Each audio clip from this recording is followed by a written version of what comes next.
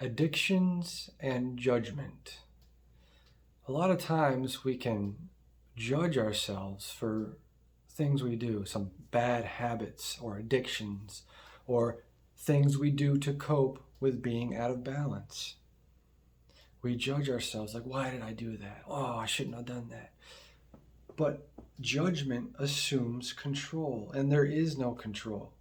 Control only exists in the thinking mind, as perpetuated by the seed stimulation, aggravation, and information, which perpetuates the cycles of thought and has us thinking we're somebody doing something and thinking we're in control. And we think we're the doer. We're attached or identify with the actor, the doer.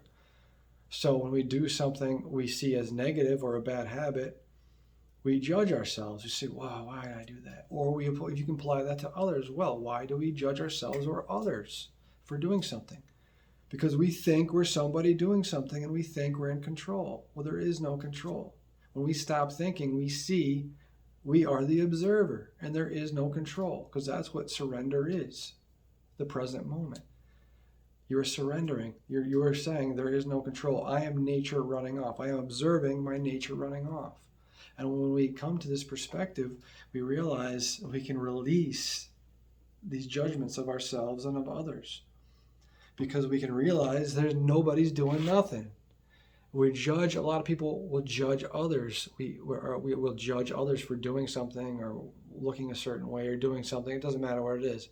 Why are we judging them? Because we think we're somebody doing something.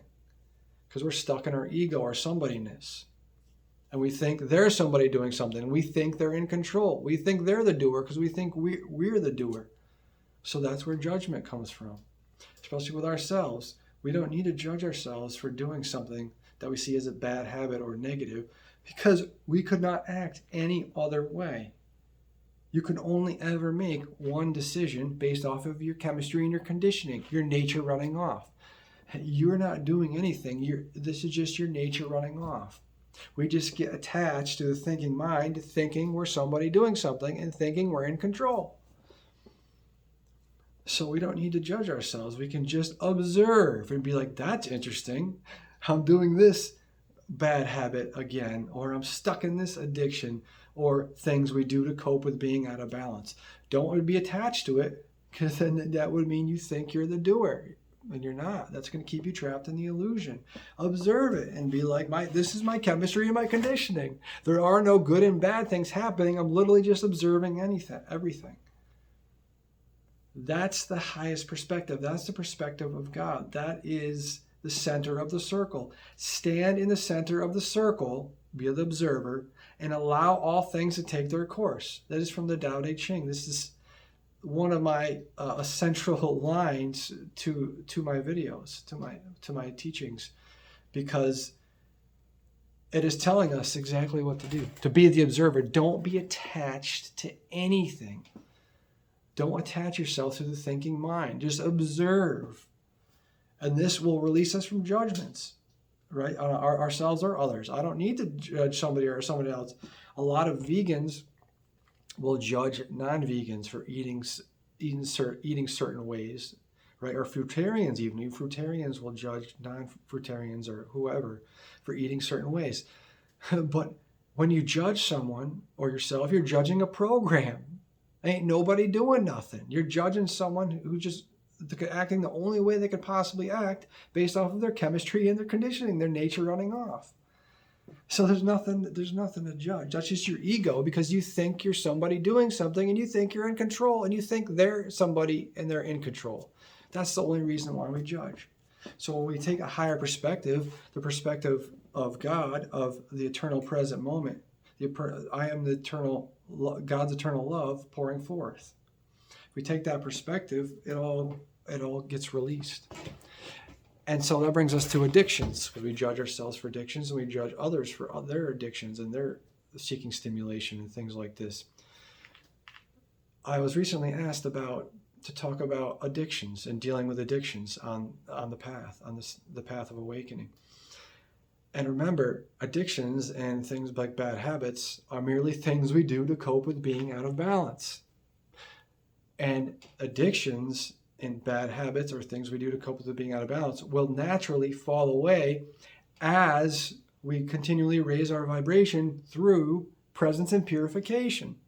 Presence and purification corrects all imbalances, because a lot of our imbalances are our chemistry is very much so jacked up and way out of balance. Almost everyone's from the toxic food program, from being programmed to eat foods that literally destroy our bodies and suppress us physically, mentally, consciously, right? So that's our chemistry is one reason we're out of balance. So that's why purification is so important. And presence, our thinking mind, is another reason we're in balance, because we think we're somebody doing something. We think we're in control. And when we think we're in control, suffering assumes control. All our suffering assumes control, right? Because you think you're in control, then you attach to not doing something or doing a certain way or have expectations, right? This causes all of our suffering because we think we're somebody doing something. What happens when we release that, though? When we release our attachment to that, we're the observer, right? And our addictions will fall off as we get back into balance through presence and purification. So that corrects all imbalances. And as we purify the body and raise our vibration and calm the mind, as we remove the aggravators and facilitate a state of peace and empty and reconstitute the mind, which allows space for deeper understandings, which allows us to be present more. And this allows the divine, and every second we are present, we are dissolving our attachment to the ego or somebodyness, and we are allowing the divine to work through us, which is going to allow us to be present more. So this is kind of a higher perspective of dealing with addictions, right? Well, you're not giving me any specifics. Presence and purification. That's all that matters, right? We're not doing anything anyway. The only thing there is to do nothing, is to stop thinking. This will correct all imbalances, because our attachment to somebody doing something and being controlled causes all of our suffering, causes all our imbalances, causes our need to seek stimulation. What's funny is the sea of stimulation, aggravation, and information could cause us to be so out of balance that we seek more stimulation, which throws us more out of balance. So that's why facilitating a state of peace is so important to dealing with addictions and judging. Something we can find ourselves trapped in judging others, but it's always the thinking mind, right? The thinking mind is judging because we think they're in control. We think we're in control, and we think they're actually somebody doing something. How could he possibly eat that? Doesn't he know that's bad for him? Ain't nobody doing nothing. He's just a program. You're judging a program. We could only ever act based off our chemistry and our conditioning. And what's our conditioning is what? Our entire environment and entertainment and school systems, right? Everything we see, the prison society, how it's designed specifically, and how we're programmed to act and live and talk, and what to wear, what to buy, and what jobs to have, how to act. These are all like programs that we have to break through. And how do we break through these programs? Presence and purification. Surrender. God is waiting for our undivided attention through surrender, through the present moment. When we say, I trust you 100%, I don't have to keep thinking and attaching and thinking. I don't have to keep thinking I'm somebody doing something. I don't have to keep thinking I'm in control. I'm giving up control to God. And that is when our higher self comes into play, and then the divine comes and works through us. I am God's eternal love pouring forth. That's unconditional, true unconditional love. And that's how we free ourselves and we free others. So going back to judgment, we don't need to judge ourselves or judge others. Because remember, there is no control. Control only exists in the thinking mind. What happens when you stop thinking? You're giving up control. And you stop thinking long enough. You facilitated peace long enough. You're meditating. You're removing aggravators. You're purifying the body. If you do it long enough, you become the observer.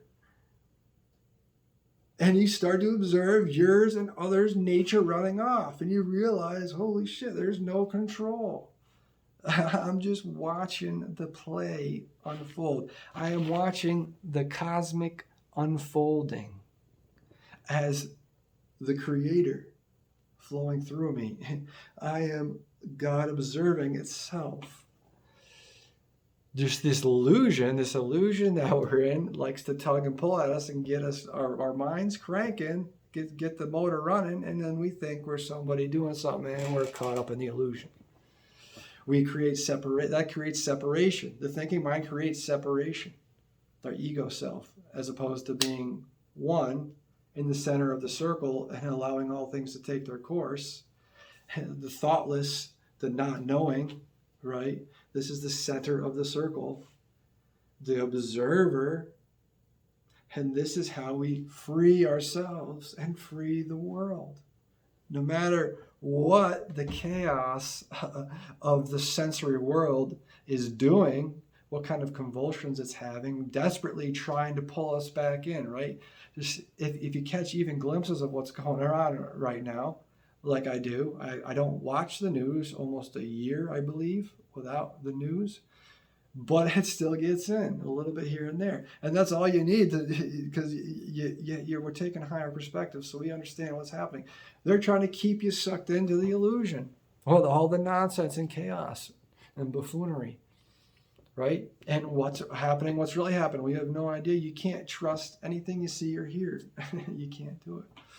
Because it's all part of the same game. So what we need to do is just, in a sense, tune that out and realize all there is to do nothing. It's presence and purification. All that other shit is to take us out of presence to keep us suppressed. To keep us physically suppressed and consciously suppressed. And so this is how we break free from this illusion and the grasp this thing has on us, right?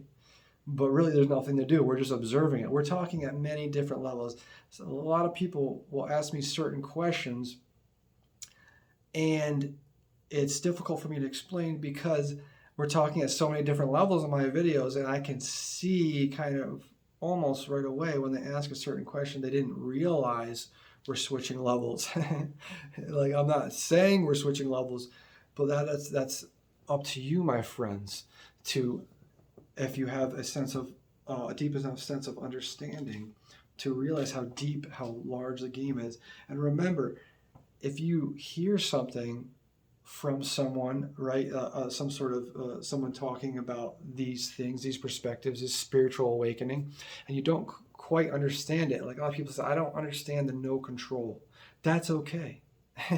That's okay. Let it go.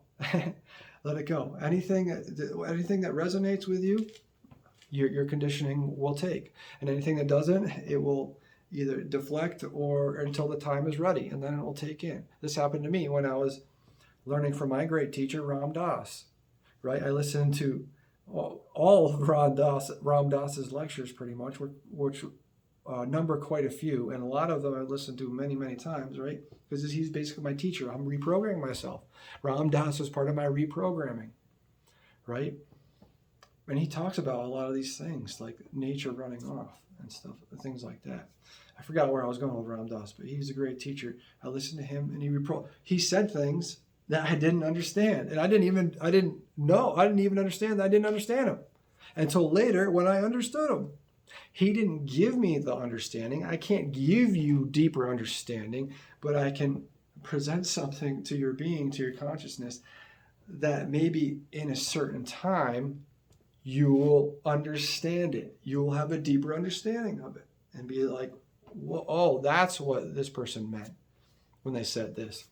When there is no control, when we just think we're somebody doing something. What's nature running off? Nature running off is another one a lot of people get caught up in because they think there's somebody doing something. The ego resists its own destruction. The ego resists its own destruction. So when people hear things like there is no control and we're nature running off, their ego, if it's still hanging on and they're good, is going to go into panic mode and say, no. No. We're somebody doing something. I can assure you there, fellow, we're somebody doing something. Oh, guess what? We're in control too. Yep, that's right. We're in control. Here comes the suffering. We're in control. He thinks he's somebody. Oh, yeah, I got him. This house party's bumping. I got all the thoughts up in this house party. The divine's knocking out the door. Rap, rap, rap, rap, rap, rap, rap. Yo, what's going on there, dude? And the ego's inside with all the thoughts, just bumping that house party, right? And until we come back to presence and purification, which corrects all imbalances, when we come back to presence and we surrender, all those house party and the ego, they all leave, all gone. And the divine walks right in and says, hey, what's up? What's cooking? Now we're cranking. Here we are. I've been waiting for you to stop thinking. Just been waiting. I've been knocking on the door pretty loud, pretty darn loud. If you heard now you can hear my knocks, right? They're louder than that. I can't, I'm not replicating the loudness of them, but here I am. And then as soon as we get sucked back into the world of the sea of stimulation, which perpetuates the cycles of thoughts, there goes the divine. The divine can kind of go back outside and go, oh, hey, who locked me out? I was just in there. We were just chilling and you just locked me out again. That's how it goes. That's the name of the game. Remember, we're just observing it anyway, right? But that's how I kind of describe the presence. And all those thoughts are going to cause all our suffering because of our attachments. So this is how we deal with addiction and judgment. And we can apply this. Remember, how do we correct all of our imbalances? Presence and purification will correct all imbalances. When we surrender, when we practice presence, the highest devotion to God, because that is showing your complete trust and love, unconditional, just unyielding love to the Creator, and the Creator shows that back by, here's your higher self, bam. Now you are my vessel, and I am God's eternal love. I'm myself working through myself, basically, and that's your highest. That's how we're gonna affect the world to the highest degree. So don't be too hard on yourselves, my friend.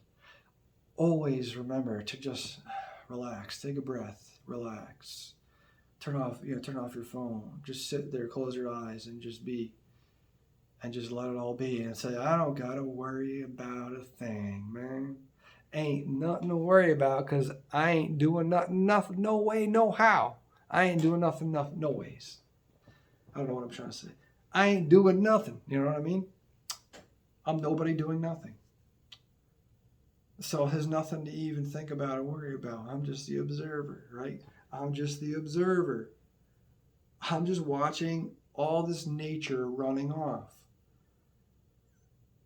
That's all it is, baby. I don't got to be worried. I don't got to be attached. I don't got to be just in suffering. Even this body. People ask me what about physical pain? Well, you can observe that too. You can observe this body that you're inhabiting having pain and not be attached to it, right? Not be attached, because you're saying, I'm not attached to this body. I know I'm not this body. So let me observe that pain. That's interesting. Let me observe this roller coaster of the chemistry. Oh, like Ram Dass said, he'd be like, "Oh, I feel depressed. That's interesting. I'm observing this depression." Or I feel stressed. I'm observing the stress of this being. So thank you for joining me. Don't worry if some concepts or perspectives are hard to understand or to accept. Remember that ego. Keep calling the ego out by staying present. Say, no. I'm unraveling you, my friend. The jig is up. I see what you are and what you're doing. I'm not going to let you resist your own destruction anymore. I am God's eternal love pouring forth. Namaste.